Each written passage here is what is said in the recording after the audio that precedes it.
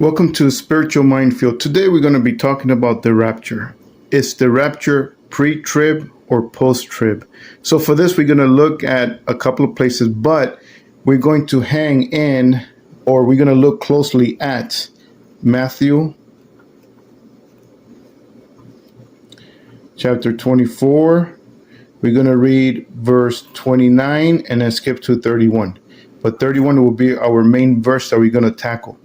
Because many Christians believe that verse 31, that it talks about Jesus comes after the Great Tribulation and collects the Christians, that's the rapture. Well, I'm going to show you that that's not the case.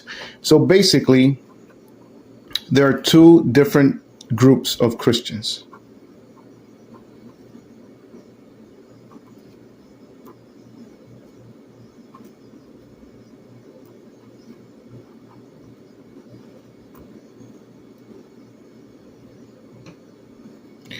And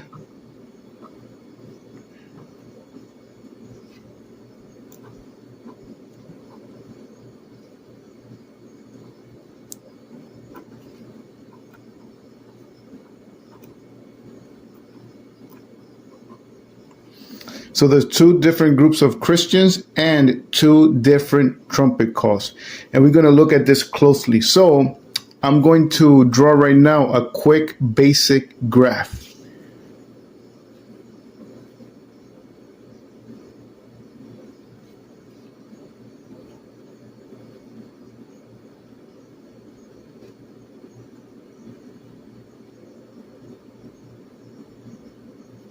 So the 7-year Great Tribulation. So this will be one end, or the beginning, and this will be the end.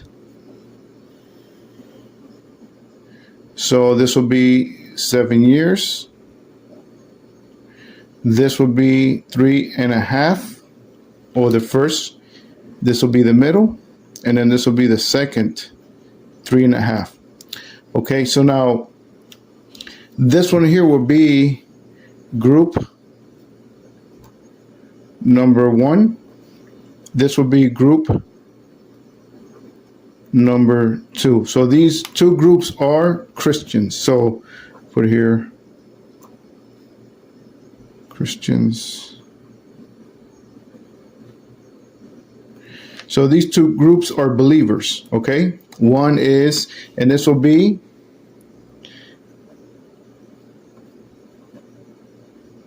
pre-wrath, and this is post-wrath. So group number 2 is post-wrath. Group number 1 is pre-wrath. So where do we see this? We see this in more than one place. So let's also, and also we're going to call this trumpet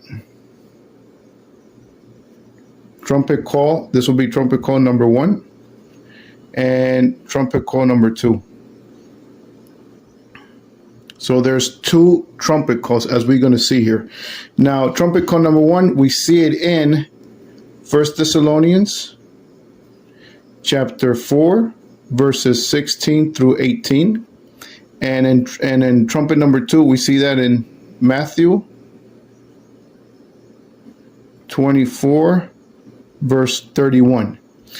And also we're going to add here 1 Thessalonians chapter 1, verse 10, and chapter 5, verse 9. Okay, now let us look closely. So we see here Christians, group number 1, are believers who are before the Great Tribulation, that will be rescued, which group number 1 also is in reference to the rapture.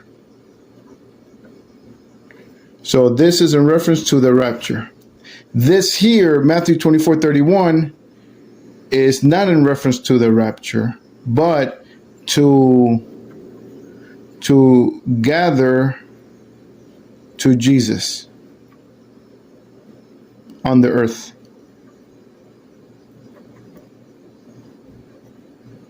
So they are gathered to Jesus while he's on the earth, while he's in the clouds. So basically, group number 1 is to meet Jesus in the clouds, And here is to gather them to Jesus on the earth. So they're meeting Jesus on the earth. So now let's read. So let's read the two trumpet calls. So let's look at the trumpets, okay? So we got here trumpet number 2 and trumpet number 1. So let's read trumpet number 1.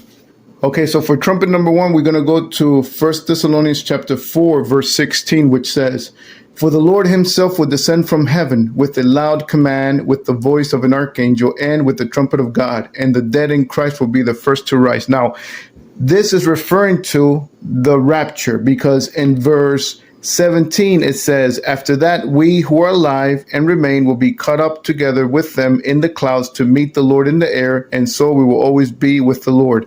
So we see here is the rapture. So trumpet number one, right, is in reference to what? The rapture. Now let's look at trumpet number 2. So for trumpet number 2, we're going to look at Matthew 24:31. "And he will send out his angels with a loud trumpet call, and they will gather his elect from the four winds, from one end of the heavens to the other." Now, when does this happen? Look at verse 29. "Immediately after the tribulation of those days." So trumpet number 1 is post-wrath or post-Great Tribulation. Trumpet number 2 is post-Great Tribulation, and trumpet number 1 is pre-tribulation or pre-wrath and post-wrath. Okay, now when Jesus comes down in the second coming, he's going to gather the elect. Where's he going to gather them? Is he going to gather them in the clouds? Because here in trumpet call number 1, Jesus gathers them in the cloud, while trumpet number 2, the blast, Jesus does not gather them in the clouds. So we'll see where he gathers them. So for that, we're going to go to Daniel 7, verses 25 to 27. All right. So let's go there. So this is what it says. "He will speak out against the Most High and oppress the saints of the Most High." That is referring to the Antichrist, "intending to change the appointed times and laws, and the saints will be given into his hands for a time and times and half a time." Now, mind you, that phrase time and times and half a times is specifically in reference to the second half of the Great Tribulation. So this is the Great Tribulation here. Verse 26, "But the court will convene, and his dominion will be taken away and completely destroyed forever." That's in reference to the second coming of Jesus, when a sword comes out of his mouth and destroys the Antichrist and his army. Verse 27, "Then the sovereignty, dominion, and greatness of the kingdoms under all of heaven will be given to the people, the saints of the Most High. His kingdom will be an everlasting kingdom, and all rulers will serve and obey him." So we see here that the believers who were being persecuted will be gathered to be given kingdoms of the earth to rule alongside Jesus. That's in reference here to Daniel 7:25 to 27. But look at here, let's go a little bit backwards, okay? Let's go to Daniel 7:21 and 22 and look what it says. "As I watched, this horn, which is specific of the Antichrist, was waging war against the saints and prevailing against them, until the Ancient of Days arrived and pronounced judgment in favor of the saints of the Most High, and the time came for them to possess the kingdom." So we see here in verses 21 and 22 that when Jesus in Matthew 24:31, when Jesus comes and after the Great Tribulation to gather the elect, is not to take them to the clouds like 1 Thessalonians chapter 4 verses 16 and 18 suggests or says, is to gather them to Jerusalem to give them the kingdoms of the world. Now mind you, here these two groups here, group number 1 Christian and group number 2 Christians. Now let's dig a little bit deeper in this. Group number 1 Christians are promised, according to 1 Thessalonians 1:10 and 5:9, that they're spared from the great wrath. So let's read that real quickly. So 1 Thessalonians 1:10 says, "And to await his Son from heaven, whom he raised from the dead, Jesus our deliverer, from the coming wrath." So Jesus is coming from heaven to deliver us. How? Through the rapture. That's what it says in 1 Thessalonians 4:16. Now let's look at 1 Thessalonians 5:9. And it says, "For God has not appointed us to suffer wrath, but to obtain salvation through our Lord Jesus Christ." So here, group number 1, which are Christians before the 7-year Great Tribulation, are going to be rescued from the wrath of God by Jesus coming down, or Jesus being in the cloud and sending his angels to collect the believers. So Jesus with the trumpet call, remember there's two trumpet calls, number 1 and number 2, and both of these trumpet calls are happening in 2 different times. Trumpet number 1 happens before the 7 years, and trumpet number 2 happens right after the 7-year Great Tribulation. Both, mind you, when they do the trumpet call, is to collect the saints. One is to collect the saints to meet Jesus in the clouds right here, okay? And then trumpet number 2 is to gather the believers to Jerusalem, where Jesus is going to reign on earth for 1,000 years. And you see that in Daniel chapter 7, verses 25 to 27. You can also look at Revelation chapter 20. So if you want, you could go to Revelation 20, and also it talks about that. Now, so the first half of the 7 years is what you call false peace. Okay? You see that in Daniel 9:27. Okay? The second year is when Antichrist claims to be God. The Antichrist claims to be God. In the second half, he takes off his mask, says, "I'm God, worship me," and then he mandates the 666, his mark, either on your right hand or forehead. So that's going to happen at the second half of the Great Tribulation, and the false peace happens in the beginning, which is a massive deception that's going to happen. The great delusion, or the strong delusion, is going to occur mostly in the second half in the first half, because the second half he takes off his mask. There's no need for deception. He's just going to tell you flat out, "I'm God, worship me," and so forth. And you could read more in detail if you go to Revelation chapter 13, which, by the way, I'm going through the whole chapter. If you look at a video I made Revelation chapter 13, verses 1 to 10. And next Saturday, I'm going to continue 11 to 18. So if you want to check those out, you can look at the first one I made and then wait for next Saturday, and then I'll finish that chapter. Okay, now here you see 2 different groups. Okay, so 2 different groups. Believers, one will not go through the Great Tribulation, and one will. Now, these Christians here in group number 2, when they go through the Great Tribulation, are not Christians. Mind you, the Christians in group number 1 are spared from the Great Tribulation according to 1 Thessalonians 1:10 and chapter 5, verse 9. Okay? Then the Christians that after they go through the Great Tribulation, that Jesus sends out his elect to gather them so he could give them the kingdoms of the world. These Christians here, when they go through, when the Great Tribulation starts and they're going through it, they are not believers.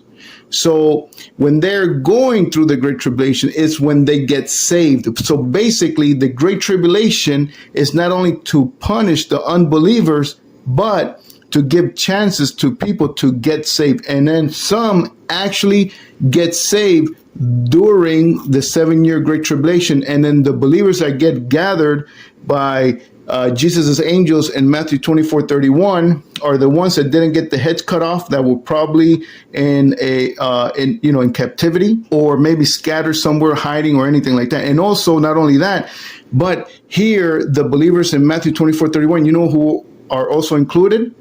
The Jews who run to the wilderness for a times and a half a time. You see that if you go to Revelation chapter 12, it talks about that. Not only Revelation 12, but you go to Daniel 12 also talks about that. So Revelation 12 and Daniel 12 talk about the believers that go and run to the wilderness, and God protects them for 3.5 years. And the 3.5 years that it's referring to is the second half.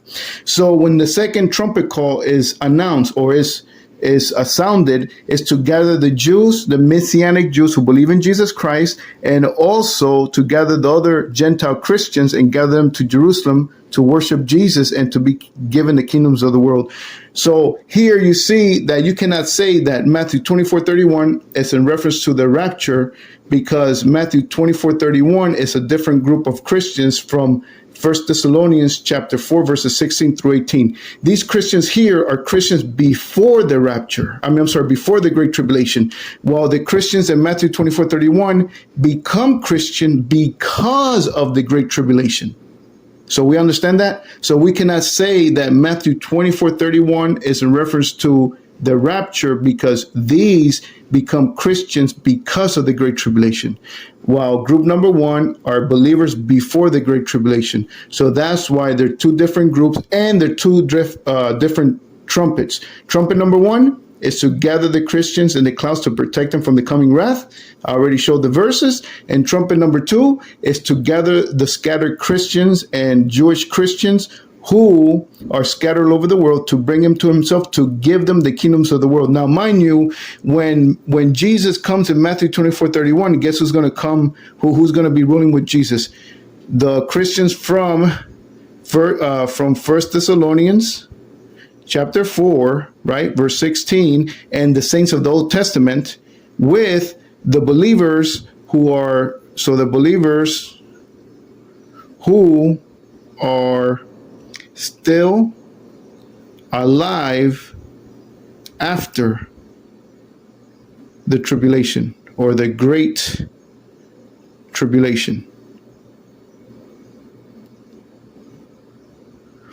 So we see here so you can see. So we see here that 1 Thessalonians 4:16 are the believers.